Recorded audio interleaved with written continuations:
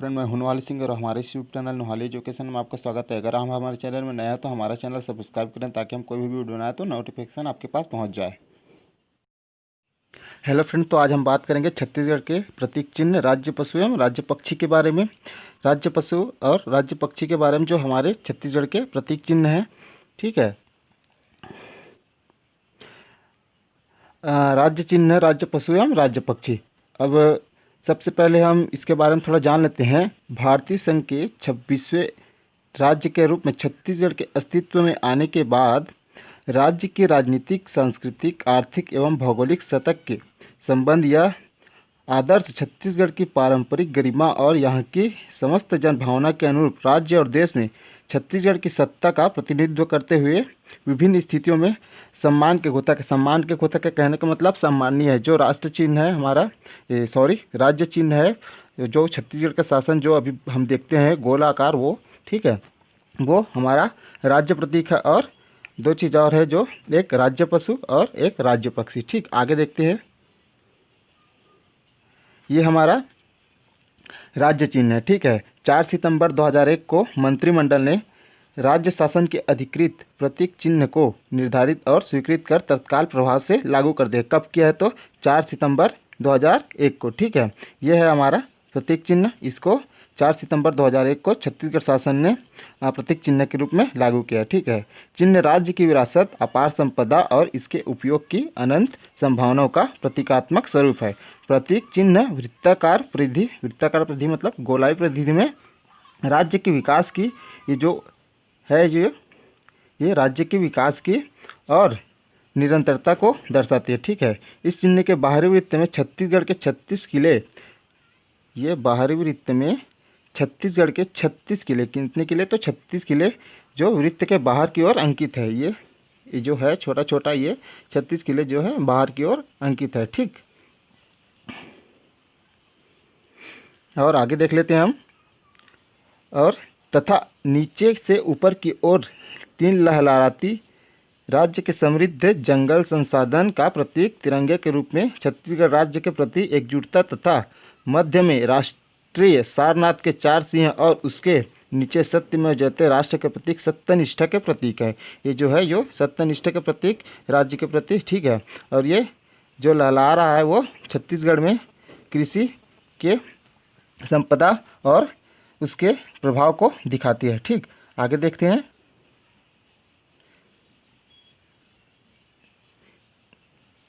हुआ क्या है कि हम जब छत्तीसगढ़ के राज्य चिन्ह और राज्य प्रतीक के बात करते हैं तो होता क्या है, हम सबसे पहले राज्य पशु एवं राज्य पक्षी के बारे में बात कर लेते हैं। राज्य शासन ने जुलाई 2001 को राज्य पशु और राज्य पक्षी के रूप में प्रदेश में दुर्लभ हो चुके क्रमशः जंगली भैंसा, कौन सा? जंगली भैंसा और बस्तरिया, जो बस्तर में पाया जाता है, बस्तर में, उसको पहाड़ी मैना को राजकीय पक्षी के रूप में घोषित किया है, ठीक है। विलुप्त होने के खतरे के कगार पर पहुंच चुके यह दुर्लभ प्राणी एक समय यहाँ प्रकृति की गोद में निर्बाध विचरण करते थे। पर्याप्त मात्रा में देखे जाते थे।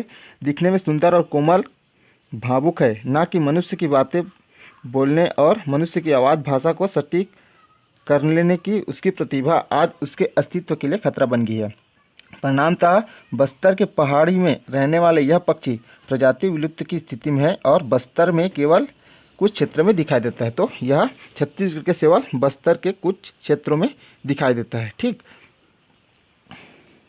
और यह स्थिति जंगल भैंसे की भी है, ठीक है। जो जंगली भैंसा है वो, उसकी स्थिति भी यही है कि वो विलुप्त होने के कगार में है, ठीक है। यह संपूर्ण देश में मिलते थे। पहले हर्ष के दरबारी संस्कृत के महाकवि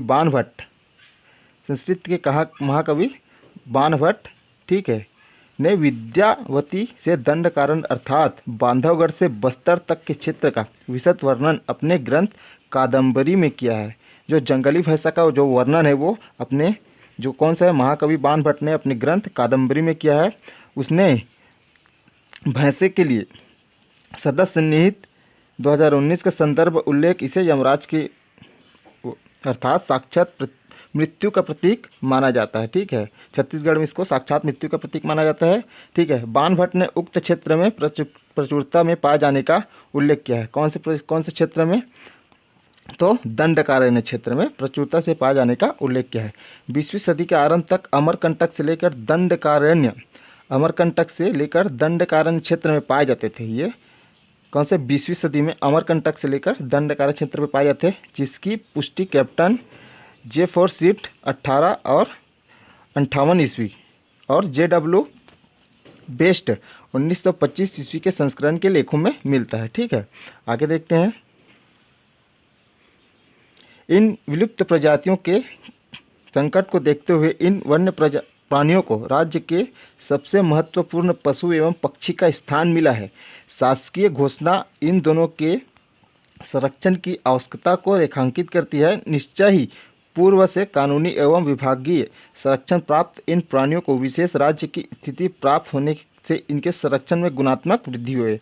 इनके संबंध में कुछ मूलभूत की जानकारियाँ मैं भी दूंगा। ठीक है, ये जो है ये जंगली भैंसा है। ठीक है, ये जो चित्र आप देख रहे हैं ये जंगली भैंसा का चित्र है, जो हमारा छत्तीसगढ़ का राज्य पशु है। ठीक है, जंगली भैंसा को हिंदी में अरना जो नर को बोला जाता है और मादा को अरनी बोला जाता है। ठीक है, नर को क्या बोला जाता है तो अरना और मादा को अरनी बोला जाता है। इस प्रकार दोनों को अलग अलग नामों से जाना जाता है। ठीक, वितरण यह कहाँ कहाँ पाया जाता है तो इसके बारे में देख लेते हैं। यह मुख्यतः नेपाल की तराई के घासों में, असम में ब्रह्मपुत्र के मैदान में, उड़ीसा के कुछ हिस्सों में अल्प संख्या में और छत्तीसगढ़ के बस्तर जिले में प्रमुखतः इंद्रावती राष्ट्रीय उद्यान में पाया जाता है एवं उस क्षेत्र के उदंती अभ्यारण्य में भी पाए जाते हैं। ठीक, तो एक बार इसी को और देखेंगे, यह कहाँ कहाँ पाया जाता है तो छत्तीसगढ़ के बस्तर जिले, ठीक, और इंद्रावती राष्ट्रीय उद्यान तथा उदंती अभ्यारण्य में पाया जाता है। ये जो देख रहे हो अभी आप, ये वन भैंसा का चित्र है। और इसी के यह विशाल कंधे पर औसतन 5 फीट की दूरी, 5 फीट की दूरी कहने का मतलब यहाँ से यहाँ तक की दूरी 5 फीट तक हो सकती है और लंबा यह 900 किलोग्राम वजन का प्राणी होता है। इसके सिंह अधिकतम 197.6 सेंटीमीटर तक लंबे हो सकते हैं। सॉरी, वो सिंह नहीं है, सींग है वो। ठीक है, ये है जो 197.6 सेंटीमीटर तक लंबे दर्ज किए गए हैं। यह दिखने में पालतू भैंस से मिलता जुलता है। जो हमारे आसपास जो हमारे घरों में रहता है पालतू भैंस, उसके समान मिलता जुलता है। ठीक है, लेकिन उससे अधिक भारी एवं विशाल होता है। संपूर्ण शरीर काला होता है, तो वन भैंसा का रंग काला होता है। ठीक, किंतु जन्म के समय यह पीला होता है। कभी भी पूछा जाए कि वन भैंसा का जन्म से हमें कौन सा रंग होता है तो ये पीला रंग होता है। और उससे कुल मध्य में प्रमीला सफ़ेद होता है। प्रमीला सफ़ेद का मतलब देख लेना, अभी आगे बताऊंगा मैं। अब यह रहता कहाँ है? ठीक है, इसको रहना कहाँ कहाँ पसंद है? जंगली जो भैंसा है उसको रहना कहाँ कहाँ पसंद है तो देख लेते हैं। यह लंबी घास विद्यालय एवं जल युक्त स्थानों जिनके किनारे लंबी घास उपलब्ध हो इनके लिए प्रकृति से लौटने के कीचड़ एवं डूबे रहने के लिए पानी की उपलब्धता होनी चाहिए। ठीक है, ये कीचड़ युक्त जंगलों, ठीक है, जहाँ पर पानी और लंबी लंबी घास हो वहाँ रहना पसंद करता है। यह भोजन में क्या लेता है तो यह भोजन में शाकाहार पशु है, जो प्रमुखतः इसका प्रमुख जो आहार है वो घास है। ठीक है, प्रजनन कब कब करता है? ठीक, सामान्य वर्षा के अंत में, ठीक है, होता है इसका प्रजनन। मार्च से मई के मध्य में युवा जन्म लेते हैं। ठीक, कौन से महीने में तो मार्च से मई के मध्य में युवा जन्म लेते हैं। आगे